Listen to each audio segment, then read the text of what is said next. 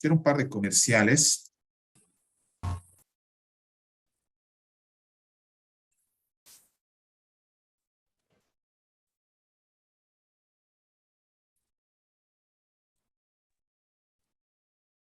Primer comercial es que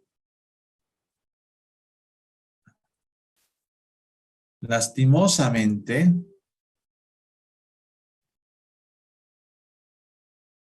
nunca pude recuperar mis archivos de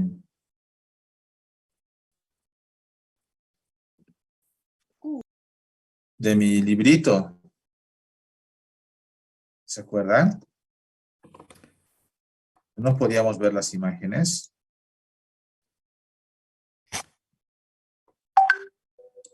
Así que nunca pude recuperar. Por eso les voy a pasar en el tema del alcance de la investigación. Les voy a pasar la versión del año pasado.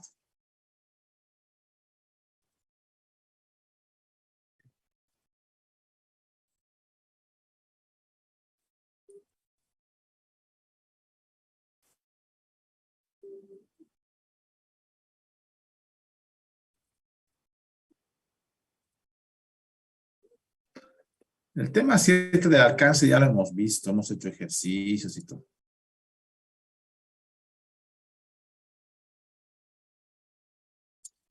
El alcance tiene unos pocos ejercicios, bien chiquititos.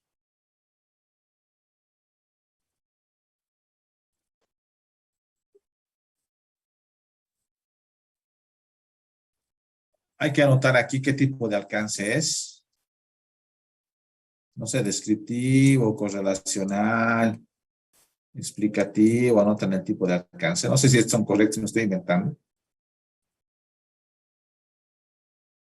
Deben leer un documento que está en internet y deben decir qué alcance tiene.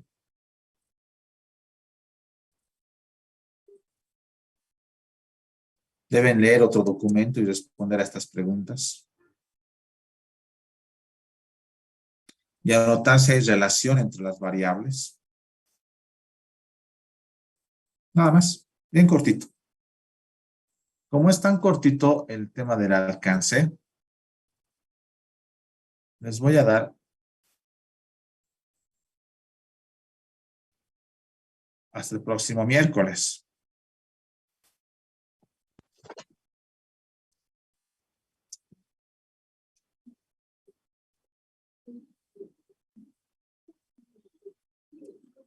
El próximo miércoles es 7 de septiembre.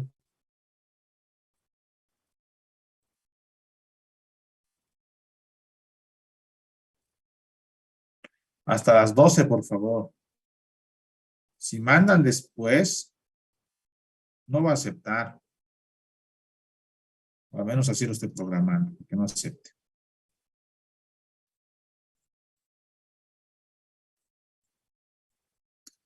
Y ahora vamos a continuar con el tema que hemos empezado la anterior semana.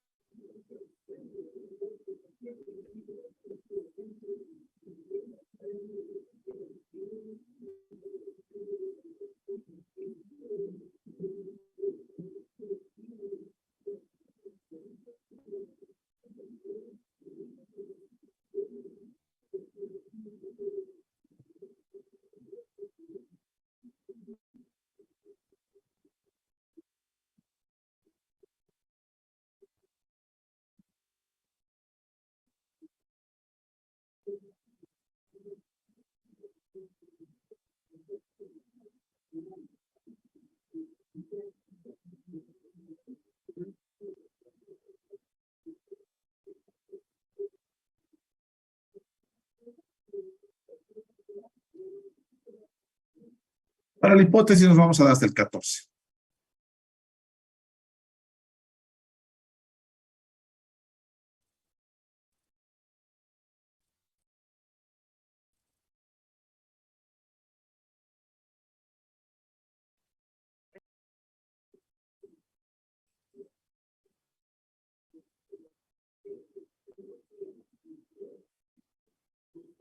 La hipótesis también ya la tiene. Ahí está la hipótesis. Bueno, avanzaremos ahora a la hipótesis.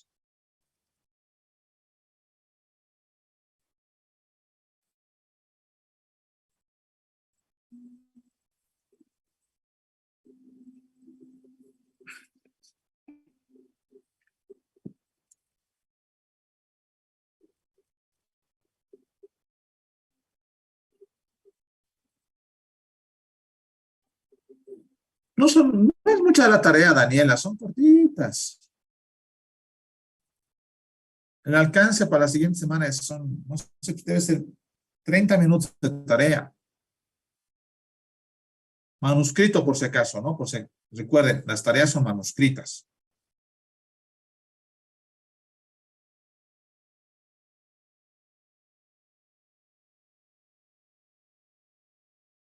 Tareas manuscritas. Veamos cómo nos va con la hipótesis. ¿No? Si no alcanzamos, le aumento un poco, pero es responder un inciso, si es el inciso A, B, C, D. No es mucho la tarea, es relativamente bien corta la tarea de la hipótesis también. No creo que haya mayor complicación.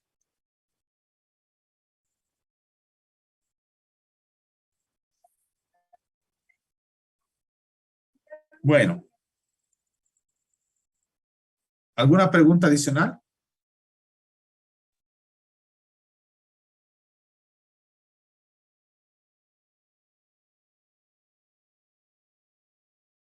No, Alejandro. El alcance es para el siguiente miércoles y la hipótesis es para de aquí a 2 miércoles. El alcance que hemos visto la otra vez es para el siguiente miércoles y la hipótesis tienen 2 miércoles más para la hipótesis. Si vamos a dar examen de matemáticas financieras, tomen su previsión de mandarlo antes para que no estén subiendo ese rato, ¿no? Porque van a estar en camino al examen de matemáticas. El alcance es bien cortito.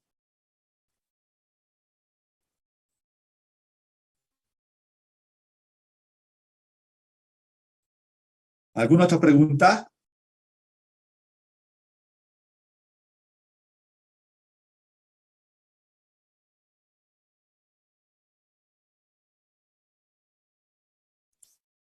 Preguntas.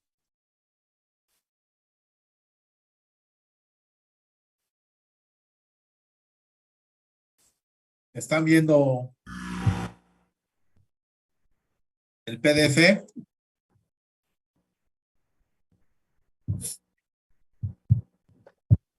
Sí, licenciado. Gracias. Bueno, avanzar con la hipótesis. Muy sencillita la hipótesis.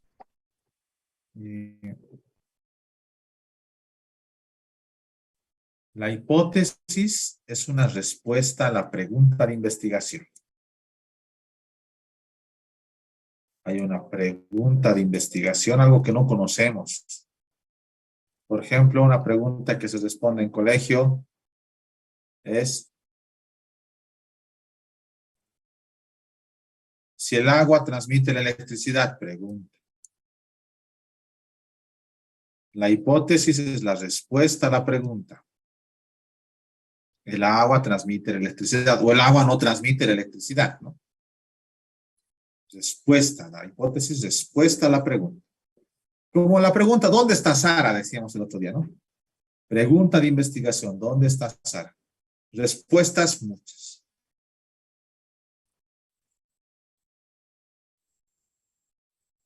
Tengo un mensaje, Alejandro dice no entiendo, Alejandro dice no.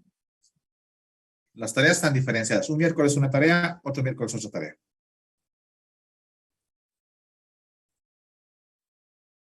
Bueno. La pregunta es, ¿dónde está Sara?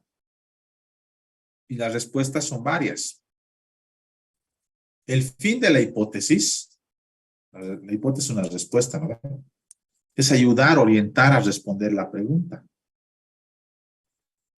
Porque la pregunta puede tener varias respuestas. A medida que se investiga, vamos descartando las posibilidades.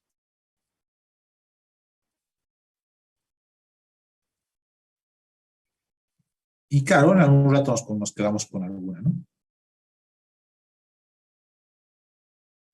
¿El agua conduce la electricidad con ciertos parámetros? Sí, está bien.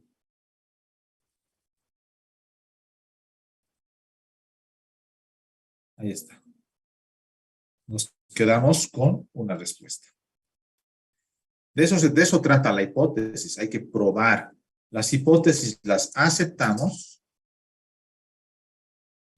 o las hipótesis las rechazamos. No hay más.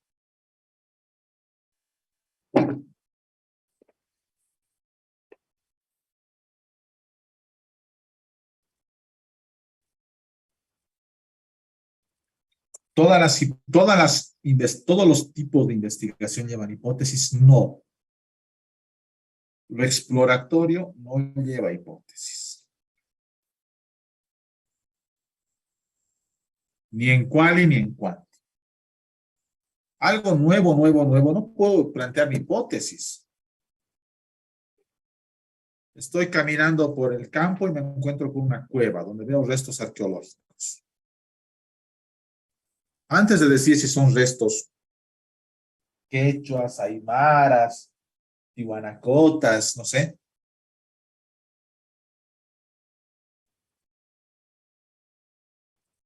miraré al menos, ¿no? En lo exploratorio no hay hipótesis, porque primero al menos debería describir, mirar. Y en lo cuantitativo, por la forma de trabajar de lo cuantitativo, sí llevan hipótesis casi lo correlacional sí o sí, y lo explicativo sí o sí, lo descriptivo a veces, cuando es de estimación. Y en lo cualitativo no siempre. Depende del tema de investigación, de lo que se está investigando. Los cualitativos son especiales. A la mitad de la investigación pueden cambiar las hipótesis, las preguntas.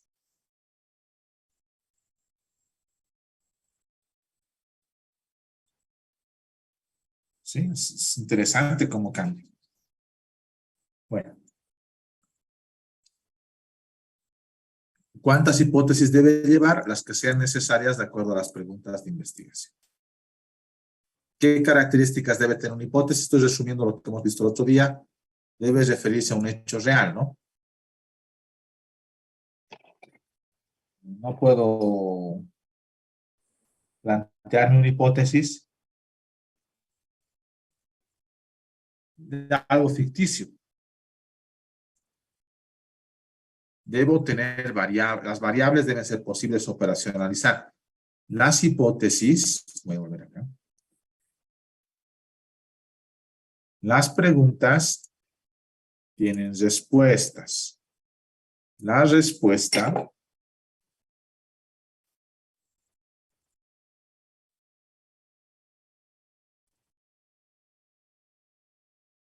respuesta se conoce como hipótesis.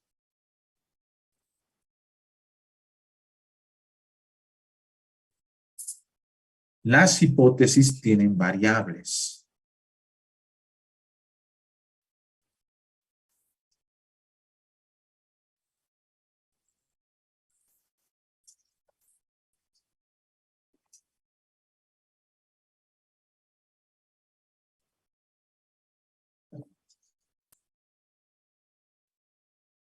Pregunta de investigación.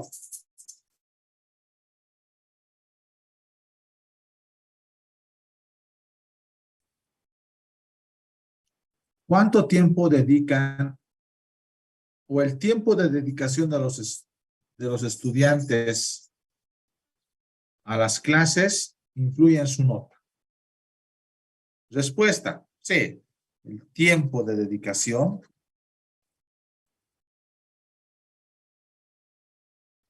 a clases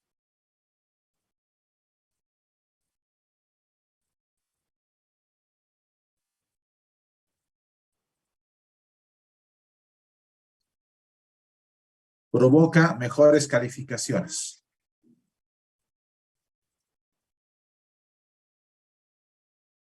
Y eso tiene variables. Las variables son cosas que cambian en las personas, en los sujetos, son características que hacen que cambien. Bueno, en los sujetos, en las cosas, no sé, pues habrá, no sé, estudia los perritos, ya. Hay perritos pequeños, grandes, medianos. Variable, tamaño del perrito. Variable, raza. Hay perros de raza chapicitos, cookers, dobermans, no sé, las razas de perritos. Variable de los perritos. Edad, unos tienen 1 añito, 2 añitos, 3 añitos.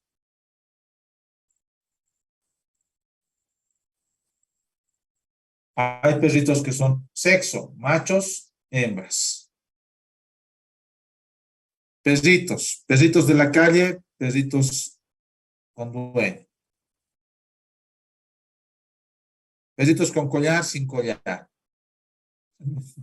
Es divertido, ¿no ves? La variable nos permite describir a las características del mundo de los perritos. Podemos hacer lo mismo con las empresas, ¿no? Empresas que se dedican al comercio o los servicios, o a la industria, ¿sabes? O al extractivismo. Empresas que tienen capitales, menos de 1 millón, más de 1 millón. Empresas, según su utilidad, más de 500,000, menos de 500,000. Esas son variables que varían. Entonces, las hipótesis tienen variables. Estas variables tienen características. Tenemos que poder medir las variables, hay que medir.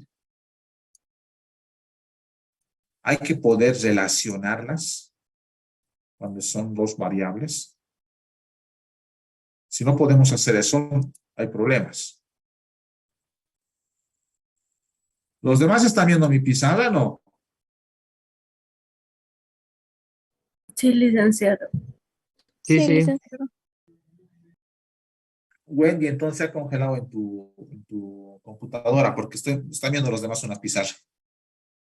Vale. Entonces, esas son las características que varían, ¿no? Las hipótesis tienen variables. Ahora vuelvo a mi PDF. Las variables tenemos que ser posibles operacionalizar. Operacionalizar implica medir esa variable.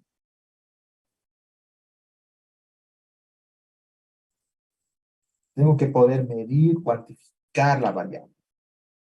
No sé, yo digo, los perritos hay perros bonitos y feos. Pucha, ¿cómo operacionalizo que es bonito o feo? Ya difícil, ¿no? Si no puedo operacionalizar, estoy en problemas. Tengo que operacionalizar. Operacionalizar es decir, tengo que agarrar esa variable y ponerla de tal manera que pueda yo medir.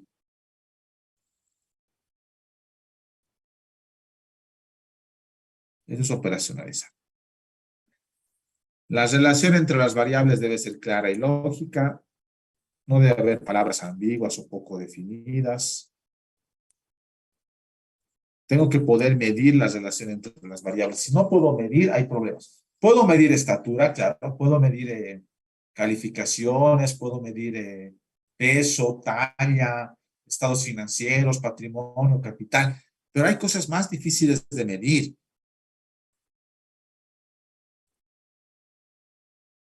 Por ejemplo, difícil medir preferencias. No sé, imaginemos que estoy estudiando a la Coca-Cola. Quiero ver si a la gente le gusta el logo. La gente compra Coca-Cola porque le gusta el logotipo. No sé, se me puede ocurrir una hipótesis como esa. Comprar puedo medir, ¿no? Ver la acción o efecto de adquirir un bien o servicio, comprar, pagando por un monto de dinero en metálico o en especie, pero hay una contraprestación. Compro una Coca-Cola, pago. Comprar puedo medir, pero el gusto de las personas. Si no puedo medir, no puedo operar, no voy a poder investigar. Entonces el investigador, parte de la tarea va a ser más adelante, cuando veamos operacionalización de variables, que está más adelante. Esa definición ingresos de las familias tenemos que operarlo. Operar quiere decir ponerlo de tal manera que yo pueda medir, pueda manipular, pueda controlar. Si no lo controlo, no hay investigación.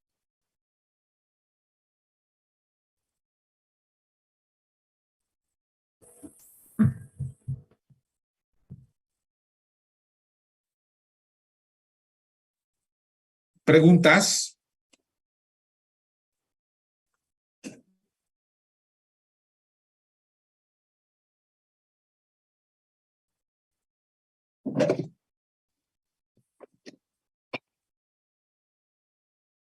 Bueno, creo que hasta ahí quedamos la otra vez. Ahora vamos a repasar los tipos de hipótesis. Hay hipótesis de, en los tipos hay hipótesis de investigación, hay hipótesis nulas, hipótesis alternas, hipótesis estadísticas. Dentro de las hipótesis de investigación hay hipótesis descriptivas, correlacionales, de diferencia de grupos, hipótesis explicativas. Esos son los tipos de hipótesis. Voy a empezar por las hipótesis de investigación, que a su vez son 4. Dentro de las hipótesis de investigación, el primer tipo son las descriptivas.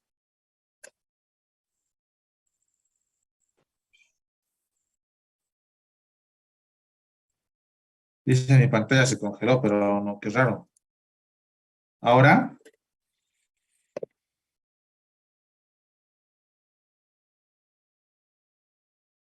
Ahora sí pueden se ver. puede ver. Sí, licenciado. Hace rato está congelado.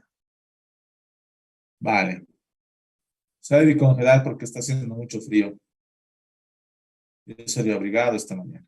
No, mentira, estoy bromeando. Se congela por la mala señal. Vale.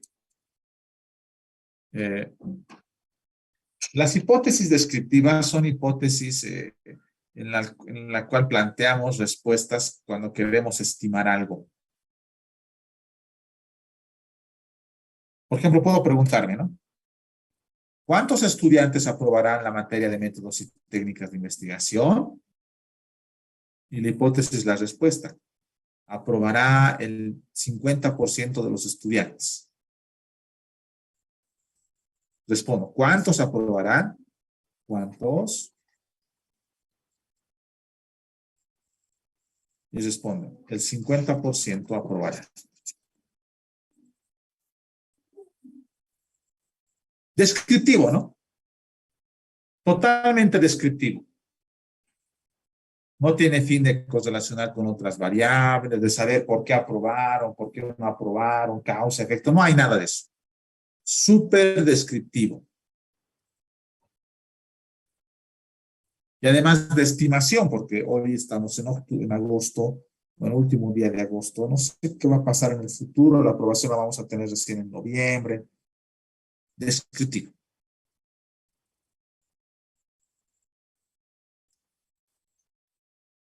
Esa es una hipótesis descriptiva. Recuerden que las planteamos solamente con fines cuantitativos. En lo cualitativo no hay hipótesis descriptivas. En lo cualitativo no hay. Bueno, hipótesis correlacionales. Para que exista correlación, tiene que haber dos variables, así como el precio y la cantidad. Dos variables. ¿Cuál es la relación entre el precio y la cantidad demandada de yogurt? La respuesta a la relación entre el precio y la cantidad demandada de yogur es inversa, porque es la demanda, ¿no ven? Relación inversa entre precio y cantidad. Eso van a estudiar microeconomía. Sube el precio, baja la cantidad consumida de yogurts. Baja el precio de yogur, la gente compra más yogur. ¿Sí?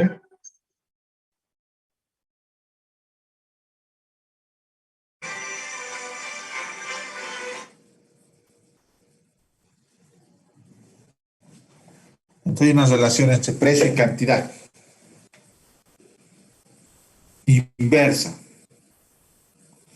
Las hipótesis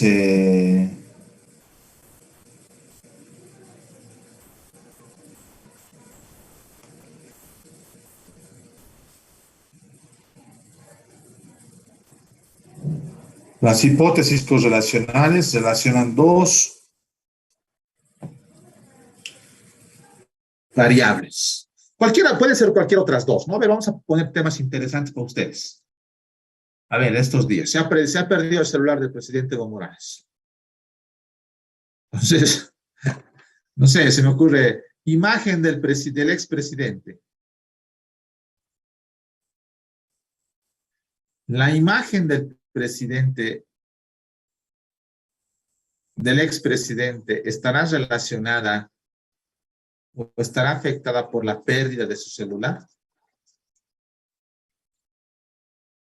Variable 1, variable 2. Imagen. Ahora, claro, hay que definir, ¿no? Ya definir la imagen, qué es imagen, prestigio, reputación, no sé.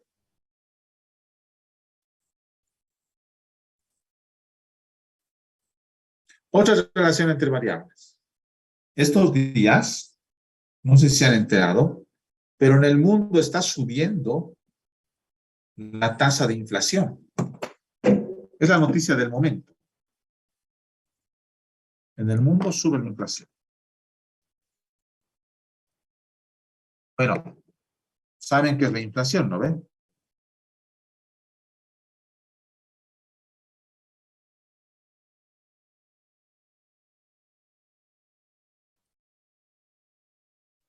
Aquí está subiendo la tasa de inflación. España 10,4, Alemania 7,5.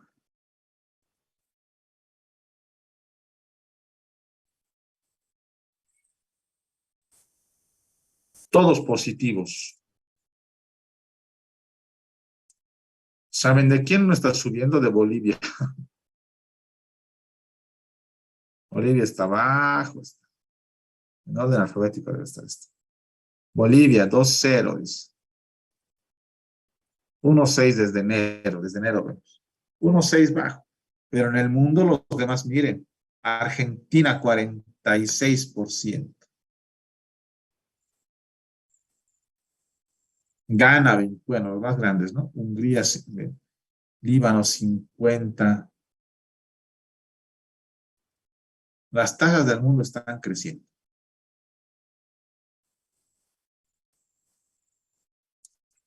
Solamente en Mauritania negativo, pero los demás todos son positivos. Y el de Estados Unidos es el que preocupa. Ahora, el problema de las tasas de inflación es que cuando sube la inflación,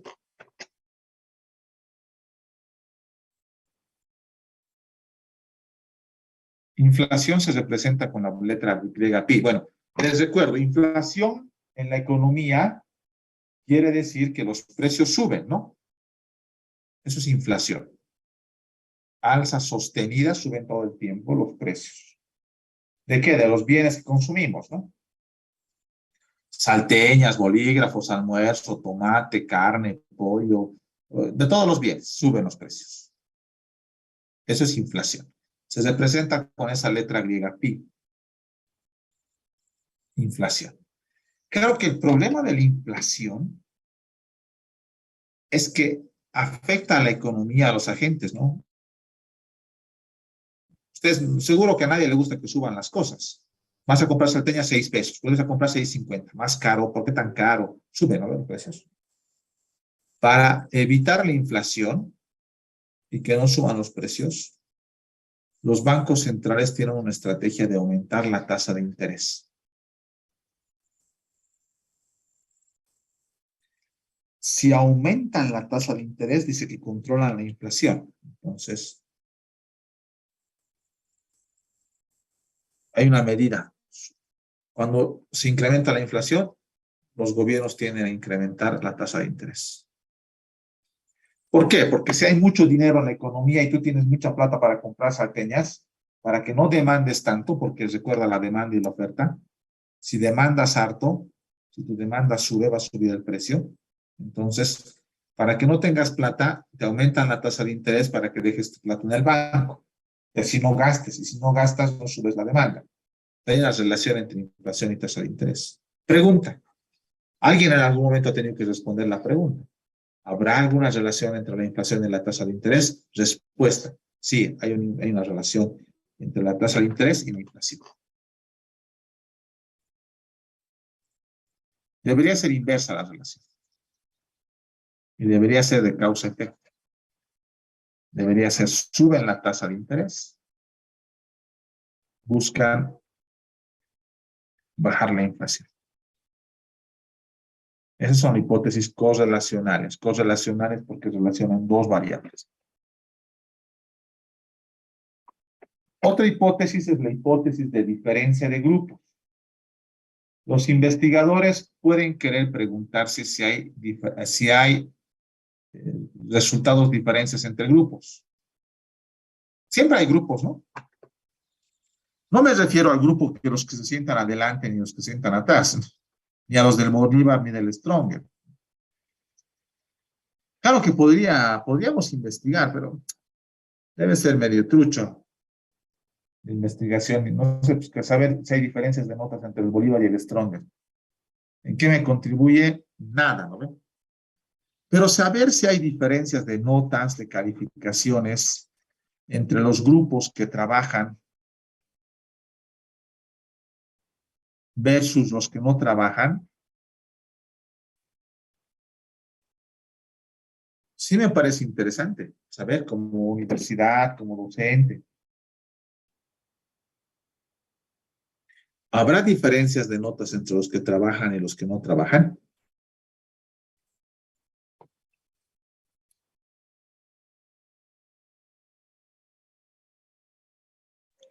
Ay, licenciado. ¿Quiénes tienen mejores notas?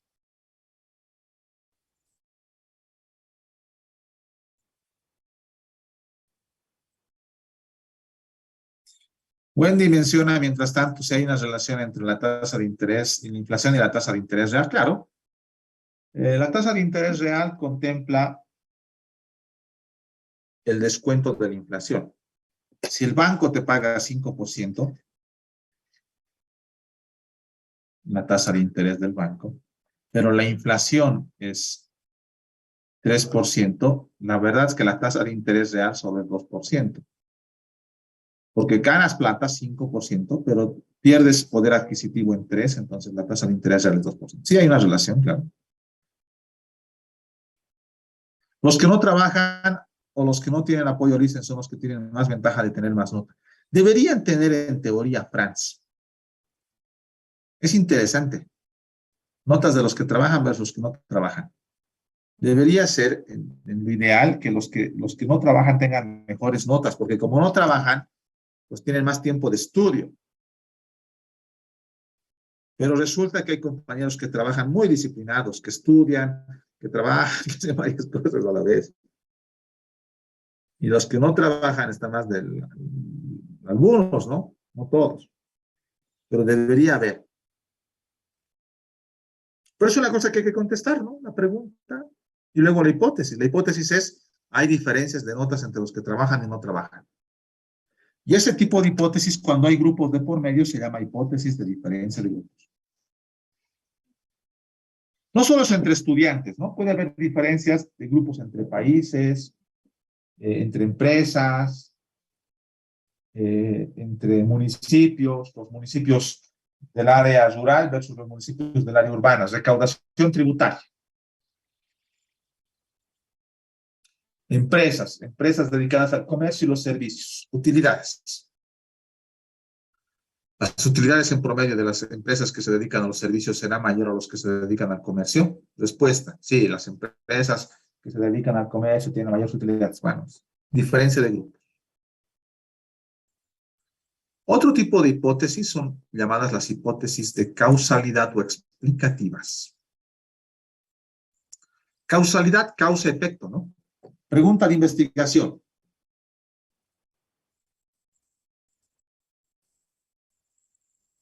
¿Por qué hay estudiantes? Pregunta, ¿no? Pregunta, me empiezo con la pregunta.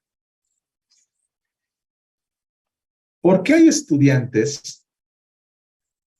¿O qué explica que algunos estudiantes que no trabajan tengan malas calificaciones? Respuesta. Pregunta, ¿no? Igual que hace rato de... ¿Dónde está Sara? Pregunta. No sé. Ahí. En la pizarra. ¿Por qué hay estudiantes que no trabajan y tienen malas calificaciones? No trabajan y tienen malas calificaciones. No sé, es porque no son disciplinados, porque se distraen, porque prefieren otras cosas, no hay organización con su tiempo, procrastinan, no han tenido seguridad en colegio, no sé, se aburren, no les gusta la carrera. Hay varias respuestas, ¿no? Respuestas. Creo que me ha salido una carita.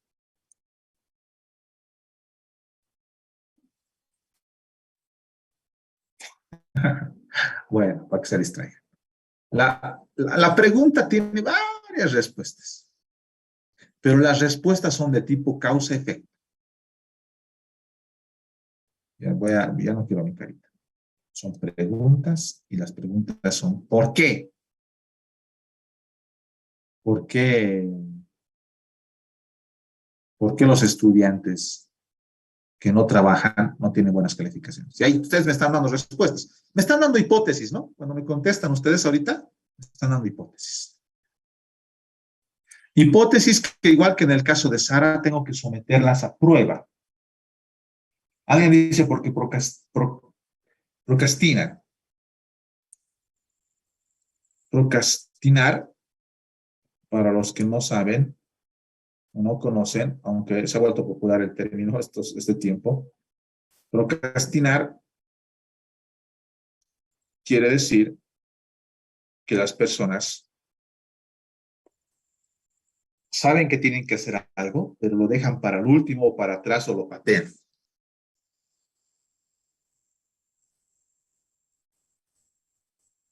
Todos procrastinamos de alguna manera. Procrastinamos las cosas que no nos gustan, las tareas tediosas. Eso no nos gusta, lo procrastinamos. Es dejar cosas para después. Sí, eso es. Bueno. Generalmente dejamos lo que es lo tedioso para después. Ahora hay que colocarse maneras de autopresionarse para no dejar lo tedioso para después. Porque además, yo por lo menos a veces he aprendido con el tiempo y con la madurez y con la experiencia que no debo procrastinar cosas sencillas. A mí, por ejemplo, me aburre lo burocrático. Hacer cartas, notitas, que no sé qué, me aburre. Pero a veces, por no hacer una de estas cositas tan sencillas, truchas, después vienen los problemas. Entonces hay que llevarlas nomás a hacerlas. Obligarnos a hacer.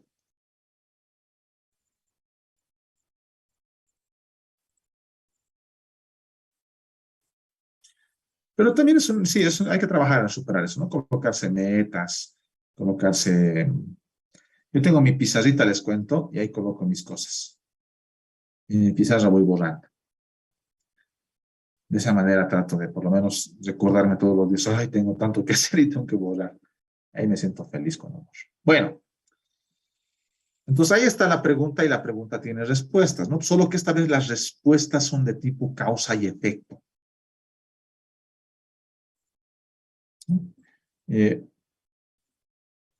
Causa una mayor descentralización, provoca mayor dependencia. Mayores impuestos, mayor recaudación, siempre y cuando no aumente la Un aumento de la tasa impositiva generará una mayor recaudación siempre y cuando no afecte la rentabilidad de las empresas. Entonces, hay causas y efectos. Cualquier hipótesis que tenga causa y efecto se llama hipótesis de causalidad o explicativa. Luego están las hipótesis nulas. Las hipótesis nulas son una hipótesis sencillas, súper sencillas, simplemente es negar una hipótesis. Es como decir, vivo en La Paz y negar esto es no vivo en La Paz. Lo nulo implica negar la hipótesis de investigación. Simplemente hay que negar. La hipótesis dice, hipótesis de investigación. La implementación de las unidades de transparencia redujeron la corrupción de las entidades públicas. Desde la ley Marcelo Quiroga Santa Cruz se crearon unidades de transparencia, me parece que es la ley Marcelo Quiroga la que crea. Cada entidad pública tiene una unidad de transparencia.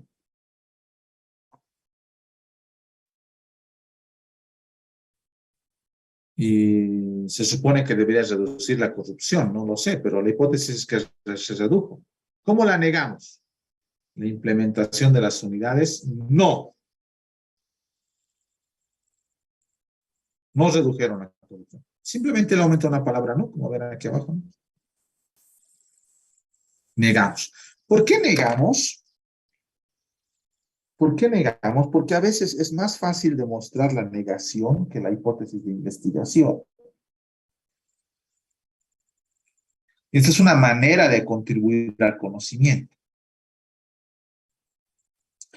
Y además la negamos, especialmente en estadística, se maneja mucho la hipótesis nula y la hipótesis alterna. Generalmente tratamos de rechazar la hipótesis nula y quedarnos con la hipótesis de investigación. No voy a entrar al campo de la estadística, pero las hipótesis de investigación se las traduce en hipótesis nulas, especialmente cuando se quieren tratar desde el punto de vista estadístico. Van a encontrar en estadísticas y colocan en internet hipótesis nulas hartas y procedimientos y cosas para negarlas varias. La hipótesis nula simplemente es la negación. Y luego tengo la alterna o alternativa. La hipótesis alternativa es una hipótesis diferente a la de investigación y diferente a la nula, perdón. La hipótesis alternativa o alterna es eso. Es una opción a las hipótesis que existen.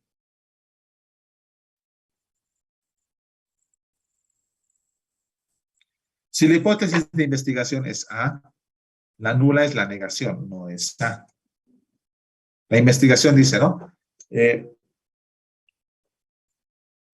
factor es el más importante para explicar el abandono en los estudiantes universitarios? Respuesta, el trabajo. El trabajo es el factor más importante para explicar que los estudiantes universitarios abandonan. Hipótesis de investigación. Hipótesis nula. El trabajo no es el factor más importante de abandono en los estudiantes universitarios. Hipótesis alternativa. El enamoramiento, se me ocurre, ¿no? Creo que lo que sea, pero se me ocurre. El enamoramiento es una alternativa que explica por qué los estudiantes abandonan. Se enamoran y abandonan. Se enamoraron de otra carrera, ¿no? Entonces, no fue contaduría su amor, sino fue derecho, entonces se van a derecho.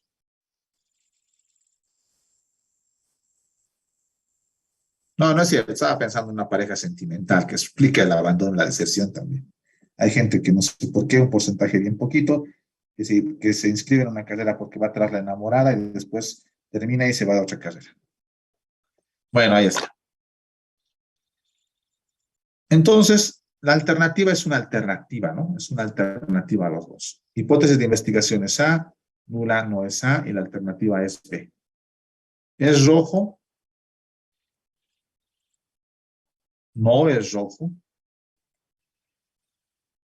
Ahí estoy escribiendo con el mouse, por eso me sale así. Alternativa es verde. La hipótesis alternativa. Luego tenemos un tipo de hipótesis que se llama hipótesis estadísticas. Hipótesis estadística.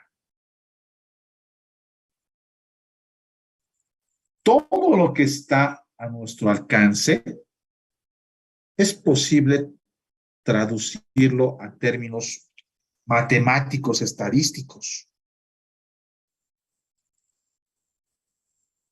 Especialmente en ciencias como la que estudiamos, en ciencias económicas y financieras, ¿no? En ciencias económicas y financieras, nosotros hablamos de ingresos, gastos, activo, pasivo, patrimonio, cuentas de orden, hablamos de resultados acumulados, flujos de caja. Tenemos tanto en nuestra jerga.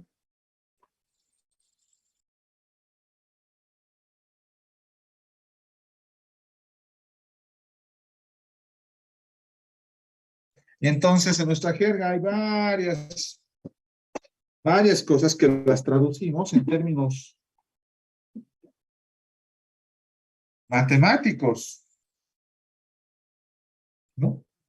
Por ejemplo, aquí dice, ¿cuál será el nivel de inflación en el 2021? Puede ser ahora 2022. Como esto, les he pasado la versión 2021, ¿no? Porque no he recuperado mis imágenes, les he dicho. He intentado todo, de todo, de todo. Al final, les paso la versión anterior. Pregunta de investigación. La inflación en el 2021 será de 5,77. Ahora va a ser menos, se estima que va a ser 3 este año. Pero bueno. La hipótesis estadística es X es igual a 5,77. Hemos traducido la hipótesis en una X.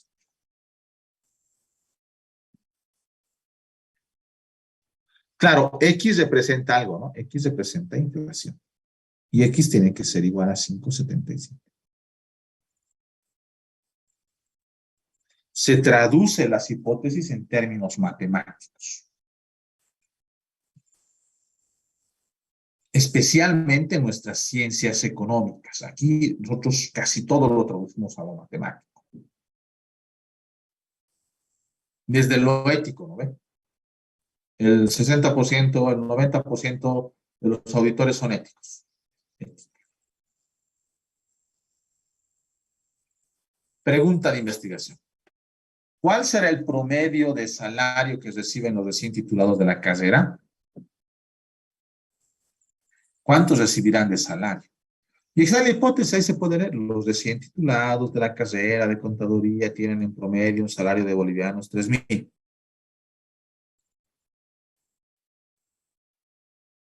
Promedio. Y ahora, ¿cómo representa el promedio? El promedio se representa con una X, con una barrita. Es el promedio de X. Y aquí tengo la hipótesis estadística. Promedio con barrita 3.000. ¿Qué significa las 3.000? Salario de un recién titulado de la carrera.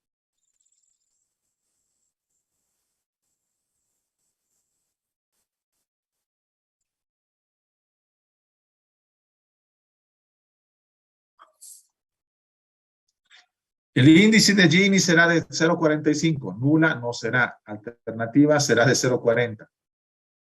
Y puedo plantear todo eso en términos estadísticos, ¿no?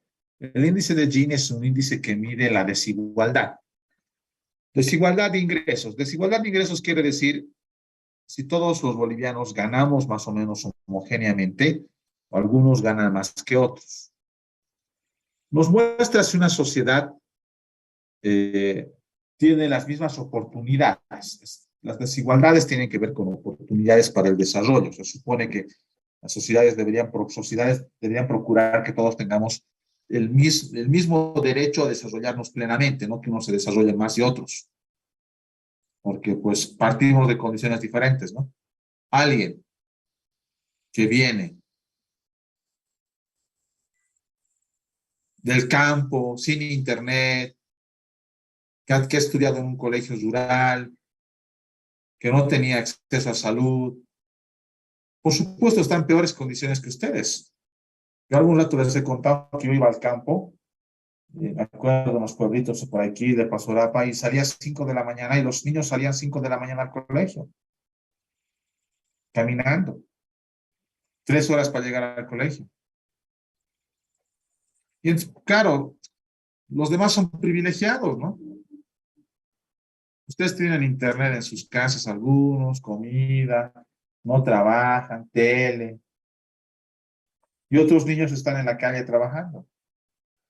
Claro, ustedes tienen que tener más oportunidades de desarrollo, no por sus capacidades, ni por su inteligencia, nada, porque les tocó una cuna con mayores ingresos, punto. ¿No? Yo me acuerdo de un chiste que dice, un chiste dice, ¿no? Le dice, eh, un joven de altos ingresos, de mucha plata, dice, le dice a su amigo, tienes que esforzarte, yo también me esforcé, pues. Mi papá, antes de que me ponga de gerente, mi papá me puso en lo más bajo del negocio. Tuve que estar vendiendo en la tienda del papá. He estado 3 semanas vendiendo. Y luego recién tuve que ser gerente. Entonces yo también avancé. Claro, si tu papá fue gerente y te puso a vos, tu papá es dueño del negocio y te puso de gerente, claro, naciste en otras condiciones, ¿no? El Gini mide la desigualdad. Es un área la desigualdad. La desigualdad es entre los que tienen más y los que tienen menos. Si la desigualdad es 1, es una desigualdad, una sociedad bien inequitativa. Si la desigualdad baja a 0,40, es una sociedad más igualitaria. En nuestro país hemos estado en los últimos años avanzando en la desigualdad. Ojo, es una desigualdad de ingresos, no voy a entrar a detalle de medir diferentes tipos de desigualdades, hay desigualdad de género, etnia, raza, credo, edad, ingresos. Hay varias desigualdades, esta es una desigualdad de ingresos. Efectivamente, bajar los niveles de desigualdad nos hace una sociedad un poco más equitativa, digamos. Agradezcan, más bien aprovechemos para agradecer y pensar que tenemos bastantes ventajas con respecto a otros países. He leído ayer justo. A ver, por aquí está mi librito, pero he leído una cosa bien bonita. Ayer se los voy a leer, ¿ya? A manera de distracción. Ahora, lo que pasa es que mi librito, lo leo, pues son como cuentitos de matemáticas y estadística. Y lo he leído al azar, he abierto una hojita y he leído al azar. Ah, ya lo tengo. Pero leí ayer y me sentí realmente afortunado. Voy a ver si lo encuentro un ratito. Aquí está, lo encontré. Se los voy a presumir mi libro, ya, para reflexionar, ya, para que se distraiga. Ah, no se ve, ¿no?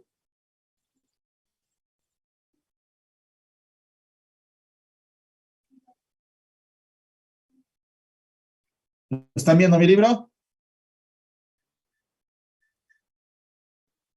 Sí, licenciado. Sí, licenciado. Está en PDF, había habido 1, 2, 3, 4. Un amigo me lo ha traído, me lo ha regalado. Es muy bonito mi libro. Me han traído varios, muy lindos. Voy a presumir mis libros. Los estoy ojeando, leyendo así como cuento en la noche. Miren, este es muy bellísimo. ¿Qué sí que no es de estadística? Big Data, lo que está de moda. Borges, Big Data y yo. Un profesor mío que se llama Walter Sosa Escudero. Lo bueno es que el libro es puro texto, nada de fórmulas, nada de cosas. Y acabo de perder la aldea global. Se los voy a leer. Están en PDF, los voy a pasar un linkcito. De matemáticas les voy a pasar. Para que lo lean, lo bajen, vean las historias, por ahí les gusta. A ver, voy a leerles es un resumen de Naciones Unidas respecto a la población global. Bien cortito. Lo acabo de perder. Me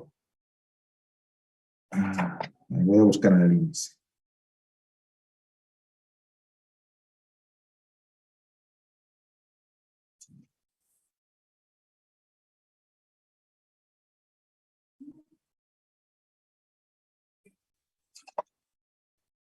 Aquí está. A ver, dice, esto es son datos de Naciones Unidas, ¿ya? Es cierto, es un poco antiguito el dato, pero para esta época debe ser muy parecido. Dice, si pudiéramos en este momento encoger la población de la Tierra hasta llevarla al tamaño de una villa de exactamente 100 personas, manteniendo todas las proporciones humanas existentes en la actualidad, el resultado sería el siguiente. Si hacemos una villa de 100 personas, 57 personas de la villa serían asiáticos, 21 europeos, 14 americanos, 8 africanos. 70 serían no blancos. 30 solamente serían blancos. 30 serían no cristianos. Claro, porque el mundo es musulmán, árabe, ¿no? Asiáticos también tienen otras creencias. Solo 30 habría cristianos. Y el 50% de la riqueza de todo el planeta estaría en manos de 6 personas. Los 6 serían de Estados Unidos. 70 serían analfabetos. Ahora yo me siento ya, claro, digo, en este mundo, si yo soy uno de esos 100, 70 no tendrían, serían analfabetos. Nosotros ya estamos en educación universitaria, entonces ya tenemos una ventaja, ¿no? 50 sufrirían de malnutrición. Nosotros no creo que tengamos malnutrición. 80 habitarían viviendas en construcciones precarias. Solo uno tendría educación de nivel universitario. Nosotros estamos en el nivel privilegiado, ya estamos en la educación universitaria. Y claro, y pregunta la lecturita, dice, ¿no es cierto que creíamos que la humanidad habría alcanzado un mayor nivel de desarrollo? Y ahí después da la fuente. Claro, tenemos sentidos privilegiados, ¿no? Uno de cada 100 alcanza el nivel universitario en el mundo. Nosotros estamos entre los privilegiados, entre ese uno de cada 100. Bueno, volvamos a nuestro tema, ya que un poquito nos hemos distraído. Solo uno, sí, solo uno, Carla, según este texto que estoy leyendo.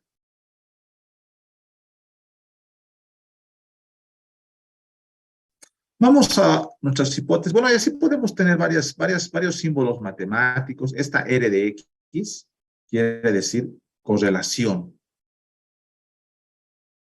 El grado de correlación en esta nube de puntos directa de la oferta, en realidad son puntitos, ¿no? Se mide a través de la distancia entre los datos proyectados y observados, se hace una suma y se minimiza al cuadrado, y eso se llama coeficiente de correlación. Hay diferentes tipos de correlación, Pearson, Spearman. Eso significa la correlación. Cuando es cero, quiere decir que no hay correlación. Que no haya correlación quiere decir que las variables están tan dispersas que no se puede saber si esto es una oferta o demanda, si es pendiente positiva o negativa. Pero cuando los puntos son medio claros, se sabe que esto es, por ejemplo, una pendiente positiva. Entonces, eso me mide la correlación en términos estadísticos, esa L de X. Bueno, aquí tenemos otra vez promedios, ustedes lo van a ver con calmita. Y aquí algunas cosas.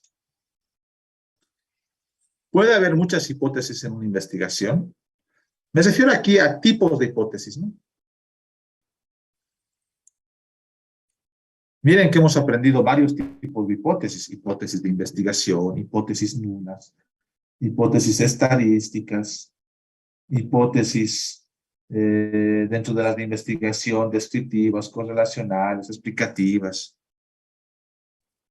Hay varios. Pero entonces la pregunta es, cuando hago mi tesis, cuando hago un trabajo, planteo varias hipótesis de investigación.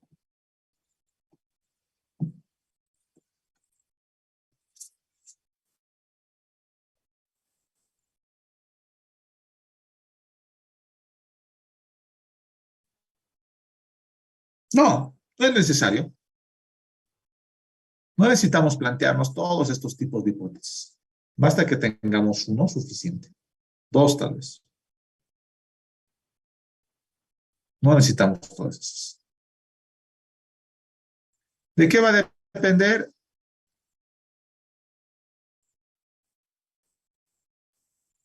Va a depender de lo que nos digan los requerimientos académicos, institucionales, a veces la universidad, donde vamos a querer publicarnos, como lo dice, tiene que llevar tantos tipos de hipótesis, etcétera.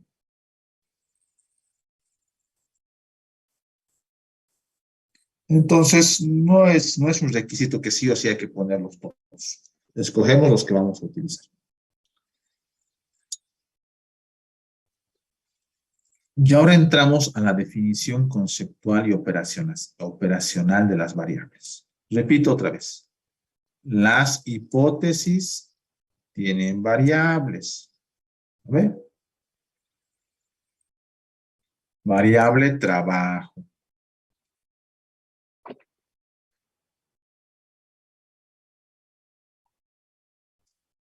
Variable calificación. Claro, las variables varían, ¿no? Trabaja, no trabaja, varía. Calificación, buenas notas, malas notas, regulares notas, 50, 51, 52, 53, va del 0 al 100, calificación. Estas variables, variable 1, variable 2, hay que definirlas en términos conceptuales y operativos.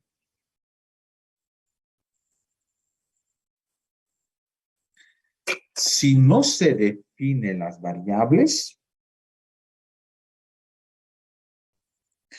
no vamos a poder aceptar o rechazar la hipótesis. ¿Por qué? Porque no voy a poder operar. Operar quiere decir agarrar la variable y operacionalizarla, ¿no? Tengo que definirla.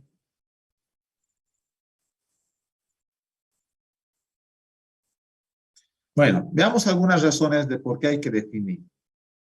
Uno es porque los lectores tienen que darle el mismo valor e interpretación. A ver, voy a dar un ejemplo de interpretación. Cuando yo digo, quiero averiguar cuáles son los ingresos de sus familias,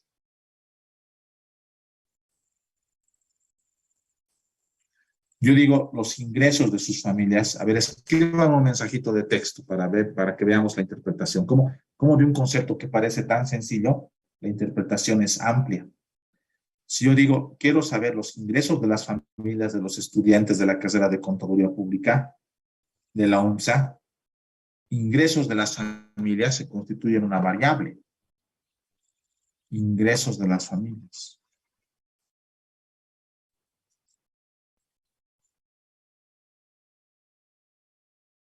Sin decir montos, simplemente, ¿qué entienden por ingresos de las familias? A ver, escriba.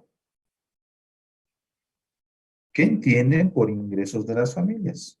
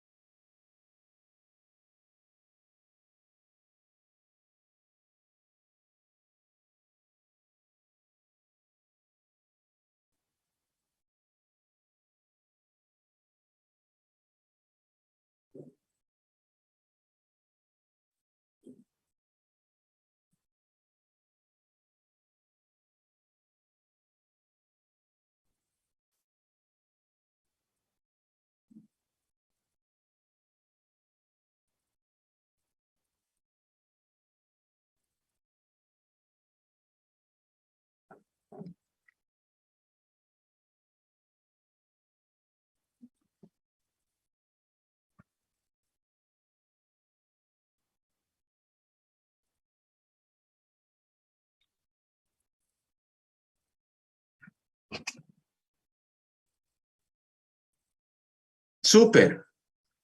Jocelyn dice los sueldos. Fabricio dice la remuneración del trabajo de los papás. Alejandro dice los alimentos, pasaje, la ropa, las rentas. Herlan le pone una cosa adicional, dice los recursos que se generan en un periodo, mes, semana, quincena. Ya le coloca tiempo. los progenitores traen al hogar. Salario destinado a los alimentos. Ya se habrán dado cuenta que todas definiciones diferentes. Escuchamos ingresos y todos le han dado diferente valor e interpretación.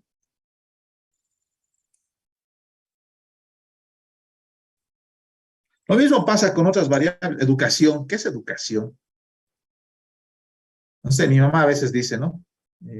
Vas a ser educado, vas a saludar cuando entres a algún lugar.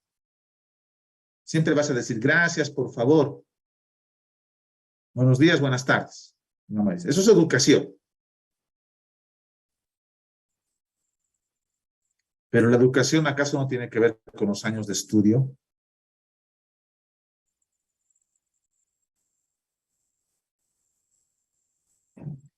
El otro día yo entré a una discusión con mi currículum, ¿no? Era bien interesante mi discusión con mi currículum. Les voy a mostrar así. Una discusión con mi currículum. Entonces, así era la discusión. Decía, dele 5 puntos si tiene una maestría, decía, una tablita de evaluación, ¿no?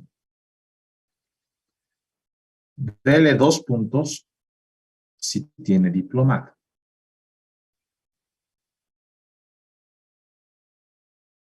Por si acaso, para los que no saben, el diplomado son 6 meses, no es, la UNSA solamente da un certificado, pero no es grado académico, la maestría dura 2 años, es un grado académico y tiene una tesis.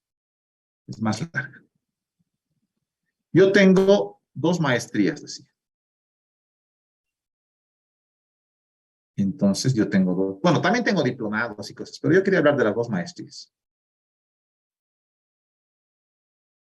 Y entonces yo les digo, yo tengo 7 puntos.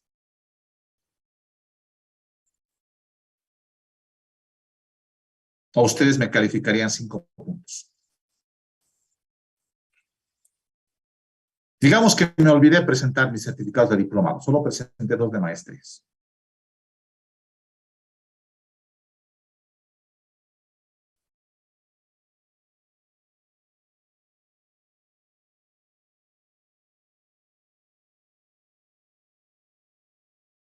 Complicado, no es no complicado, ¿no? Bueno, yo digo, una maestría, está aquí 5 puntos, y la otra hágame valer como un diplomado trucho.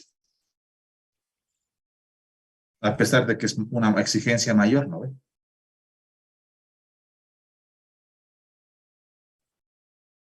El otro día pasó una cosa anecdótica.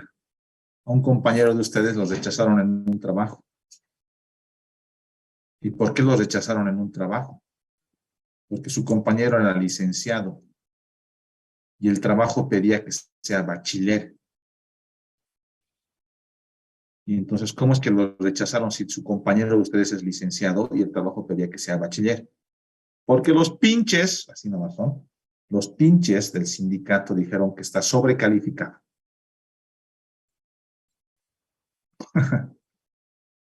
Está sobrecalificado.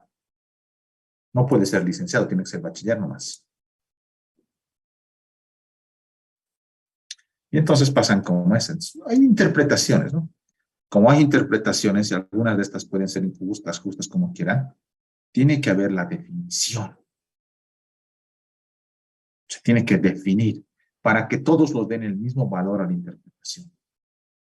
Educación. Vamos a definir educación como los años de estudio. Pueden ser los 12 años de colegio, 5 de universidad, años de estudio.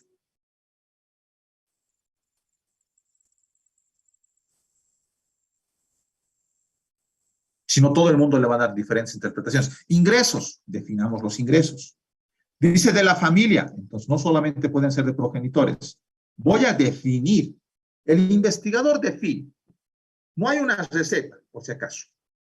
No es que el investigador dice, yo quiero solo tomar de los papás, otro dirá de los papás y de toda la familia en general. No, el investigador define. Claro que no es tampoco una definición discrecional. Viene del marco teórico. Se supone que para definir hemos leído harto. Ya conocemos muy bien qué son los ingresos, de qué se trata, cómo se miden, qué componen, qué tipo de ingresos hay. Hemos leído harto.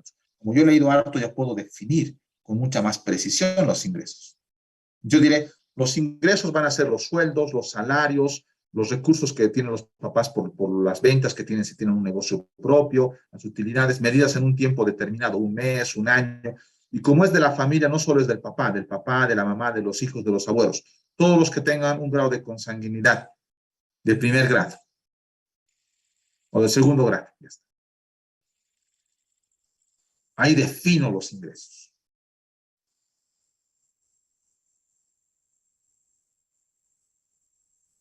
Otro investigador dirá, solo vamos a considerar ingresos, los sueldos, salarios y solo de papá y mamá. Pero cuando los definimos, nos permitimos comparar, ¿no? Puedo comparar mis datos con los de él. Mi dato era toda la familia, de él solo papá y mamá. Además, como he definido que mi dato es toda la familia y todo tipo de ingresos, puedo medir y puedo evaluar. Ya pues puedo construir una encuestita y con mi encuestita puedo ir a preguntar. Señor, ¿usted estudia contaduría pública? Sí. ¿Cuáles son los sueldos y salarios de su papá en el último mes? ¿Cuáles son los sueldos y salarios de su mamá? Su familia, de su hermano, de su abuelito. ¿Usted tiene negocio? ¿Tiene alquileres? ¿Recibe dividendos? ¿Cuántos son estos? Y así sumo todos los ingresos de la familia. Eso me permite la medición y la evaluación.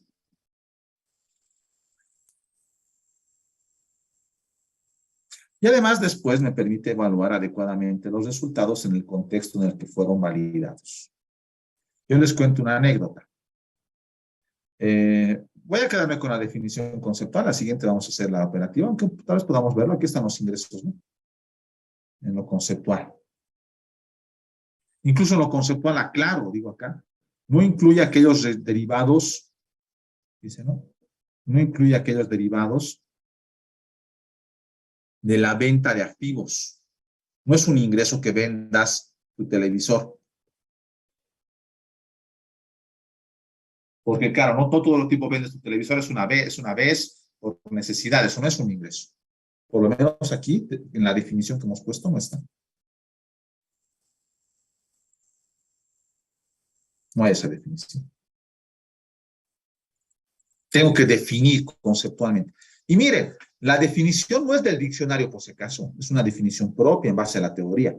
Y no es de una sola palabra, es de un concepto, de una categoría, que es ingresos de las familias. Una oración. Estoy definiendo la oración. No es una copia del diccionario. No sé qué dice el diccionario, que es un ingreso. Ingreso, RAE. Acto de ser admitido a una corporación, dice la RAE. Ingresos.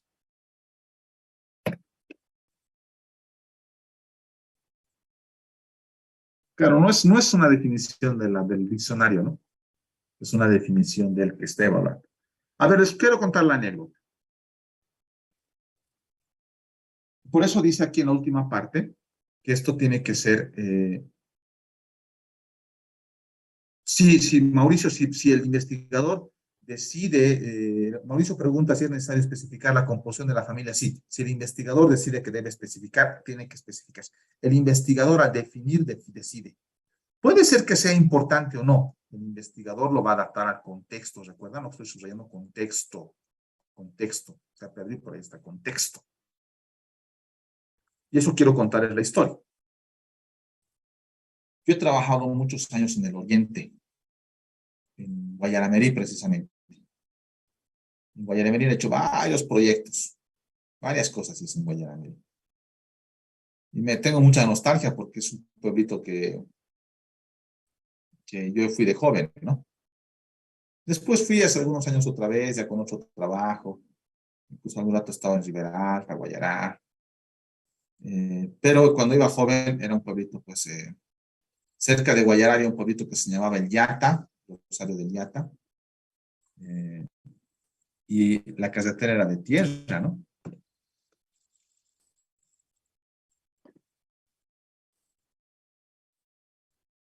Guayaramerín está en el extremo, ¿no?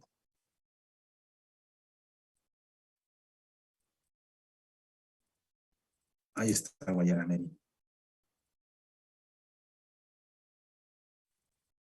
Y algún rato viajé a Portobelo, fui a Rondonia.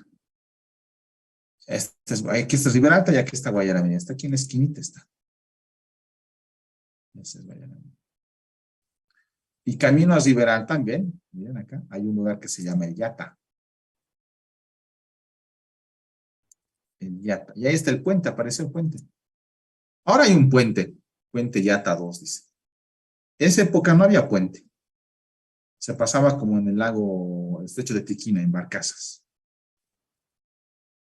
Ahora está más bonito el Yata. En esa época era camino de tierra y estaba en medio de la selva, ¿no? Y luego yo me acuerdo que me iba pues a la selva y me quedaba en la selva en el Yata. ¿No se ve? ¿Por qué no se ve? Ahí se ve. Ahí está Guayaramerín, ese punto rojo. Y en el punto rojo ahí está el Yata. Y aquí hay un río. Por esos lugares trabajaba.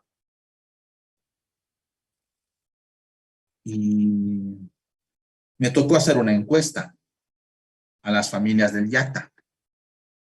Aquí a las familias, eran 100, tengo más, varias anécdotas del Yata, ¿no? Me tocó hacer una encuesta a un pueblito del Yata. Ahí hay un río, hay un puerto. Esta cosa que ven es el río. Está como una franjita, ese es el río. Es el pueblito, ahora está grande el pueblo, esa vez era un pueblo muy chiquito, pueblo, ahora está pavimentado, es espectacular, ¿no? Esa vez era un pueblo camino de tierra al lado del río. Y me tocó entrar alguna vez aquí a la selva, ya, es espectacular. Y me tocó hacer una encuesta en el Yata. Pero ¿saben qué? Mi encuesta, más que estas variables que parecen importantes, mi encuesta preguntaba sobre la economía de patio.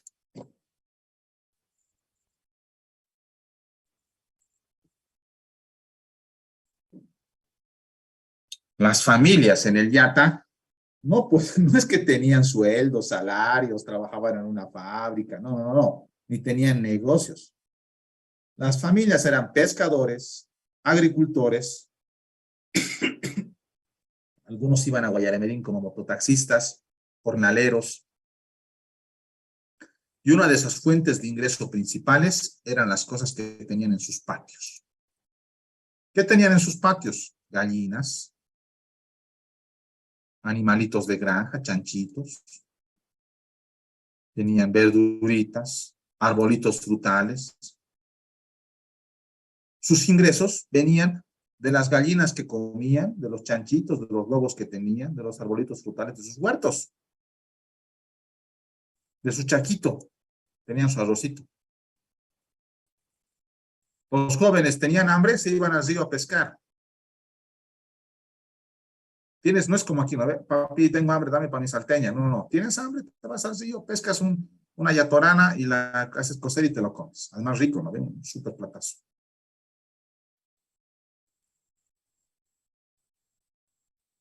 La economía de patio era lo que funcionaba.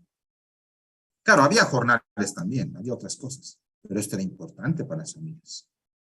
Toditos tenían gallinitas, cosas en sus patios. Porque les daban huevitos, cosas, ¿no? No es que ibas a la tienda a comprar huevos, recogías de los huevos que tenías tu gallinero y eso comías. Esa es la economía de patio.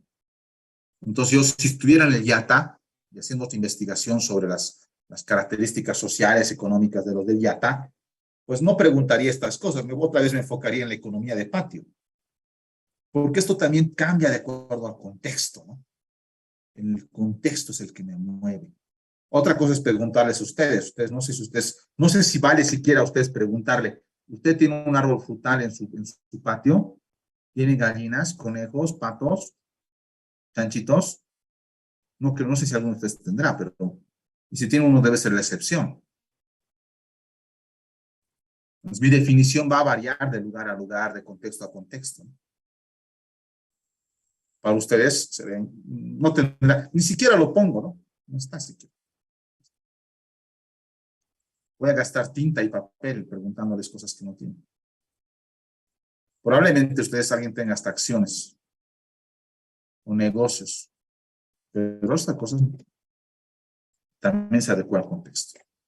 Bueno, con eso termino mi definición conceptual. La próxima vez vemos la definición operativa. Me recuerdan, por favor. No sé, alguna pregunta, comentario para cerrar.